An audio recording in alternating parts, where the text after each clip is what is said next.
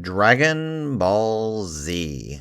When it comes to shonen anime, there are a few other names that are as well known, regarded, or as simply as nostalgic as Akira Toriyama's Journey to the West parody turned premier fighting franchise. While not the first of its kind, it cannot be denied the sheer impact this franchise has had not only on other anime, but the rest of the world. It is simply that big. But even acknowledging that, let's be honest with ourselves. Dragon Ball Z has as much going against it as it has for it, and we're going to be talking about both today. Hello, ladies and gentlemen, and welcome back to Fascinating Fiction. Before we really delve into the actual meat of this episode, there is one thing I want to make perfectly clear. This is not going to be a bashing video. I am not here to decree how bad Dragon Ball Z is, or to say that you're wrong for enjoying it. Hell, if anything, if you enjoy something because it's bad, embrace it, though also be willing to admit about how bad it can be. I'm just personally of the mind that there are things that we love or can have enjoyed in the past, can still have massive flaws, and sometimes it's just fun to talk about them. With that said, let's actually talk about the adventures of Goku and friends. So, when I say that Dragon Ball Z is what I consider to be both the best and worst of shonen anime, I mean it. There are certain bits that simply make Dragon Ball Z what it is, and it wouldn't be the same without it.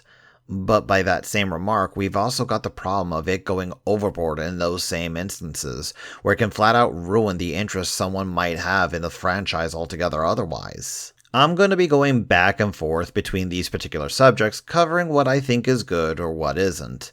This isn't necessarily going to be a top 5 or 10 list as you might see from other channels, even though I'm not really against doing that. It's just the things I think should be talked about. Starting things off, let's talk about the characters. More than anything else that you can say about the show, it's the cast that what really draws us in. While not every single member is all that complicated when you get down to brass tacks, they're so established in their ways that you know exactly how they're going to all act. Goku is always going to be ready to jump into a fight with other strong fighters no matter what the situation. Vegeta is always going to be posturing that he's the best and feels like things should go his way because of his royal lineage. And Gohan is always going to be the odd kid who's more willing to find a peaceful situation to events rather than fighting.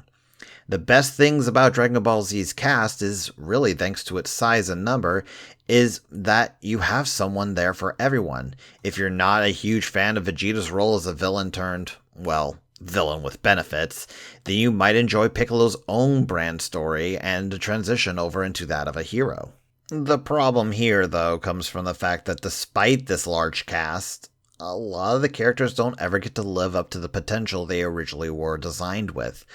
Not to mention the fact that the show becomes overrun with every fighter worth anything is a golden-haired monkey. I'm dead serious about this. You see, while it does make sense for your main character to get top billing and being a main part of the franchise, the moment Goku turns Super Saiyan is the moment you can pretty much write off the rest of the cast, and there would be little to no impact into the actual story. Characters like Tien, Krillin, Yamcha, Master Roshi, hell, even Piccolo, don't get anywhere near as much screen time or even character development once Goku goes blonde. The amount of times where you even see some of these characters, much less have them be useful, becomes so small that it's honestly a little eye-opening on how little any of them actually do outside of becoming cheerleaders for the Saiyans. In fact, let's do a little game here real fast. Tien Shinhan is among my most favorite characters from the series as a whole, a character from Dragon Ball who proved to be one of the first of Goku's long list of villain-turns-friend story plot that's become common throughout the entire show's history. Now, think of this for a moment. Not counting Dragon Ball Super, what was a big defining character moment that you remember for Tien that isn't the Ki-Ko-Ho moment from the Cell Saga?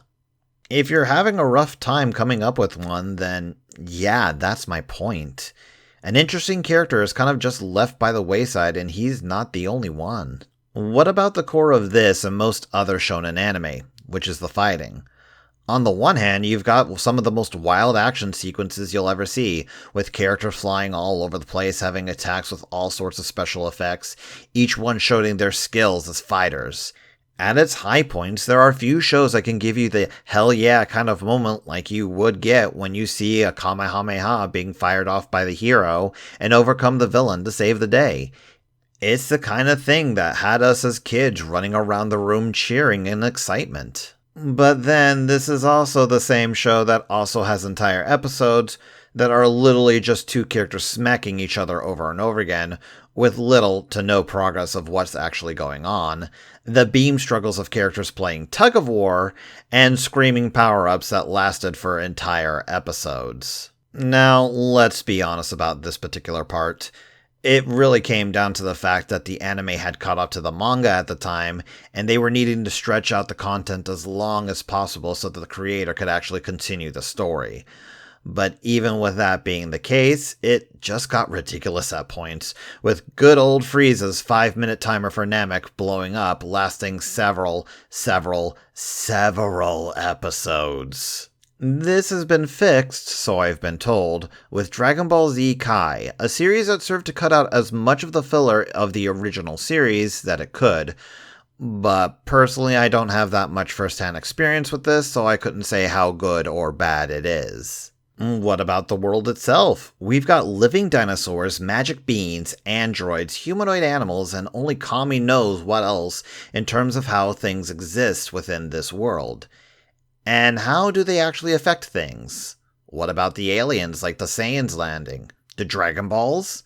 There are so many things that, if they existed or happened in our world, would change the face of how things progressed and evolved on this planet. And yet we get none of that here. The world building of Dragon Ball Z isn't there to enhance the world or to immerse the audience. It's there for convenience and nothing else. The Dragon Balls are only there to grant wishes and to resurrect the characters when needed.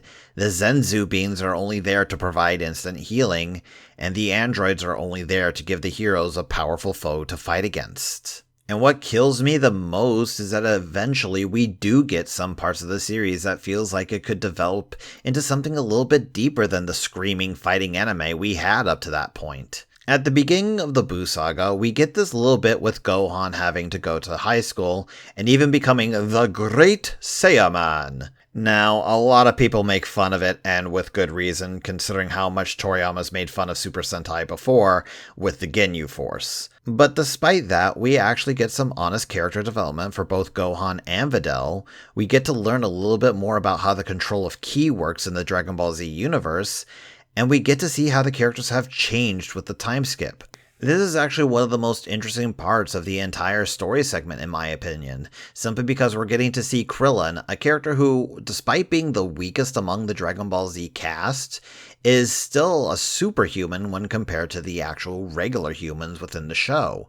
And it gets to show that how he can use his powers and abilities to otherwise do a job fantastically. This all goes away the moment that Goku comes back, immediately shuttling off his son into the background, despite the series trying hard to say that Gohan is actually still a major player in the series, and going back to the beam-struggling, screaming, power-up gaining series it always has been. And its influence is felt on the rest of anime. Dragon Ball Z will always be a favorite series of mine. Even if they're underdeveloped, the characters are strong. Even if the screaming is overdone, it can still get you hyped up. And even if Goku is always the major focus hero, getting the power-ups and becoming the major victor in the end, it's still so awesome to finally see the villains being taken down and everyone being saved in the end. It's a flawed series, one that I'll point out the problems of time to time, but I'll always be down to kick back and turn on an episode and get a little bit of adrenaline pumping in me like those times when I was a kid. And of course, always scream for the Kamehameha. With that, I hope you have all enjoyed another episode of Fascinating Fiction, and will hopefully look forward for more to come. Should you have any suggestions on something you'd like to see me cover, please leave a comment below, as well as liking the video and subscribing if you wish to see more content like this. It really does help us out. Be sure to also check out Getting With the Program, a more off-the-cuff show in which Kitty Cross, Ash and Sky and I go through a series that one of us are not familiar with episode by episode, and give our honest thoughts about them. I also have a Twitter and a Twitch if you wish to follow us there, where we usually will play games and just give my general thoughts about what's going on at the time. But until then, folks, stay frosty.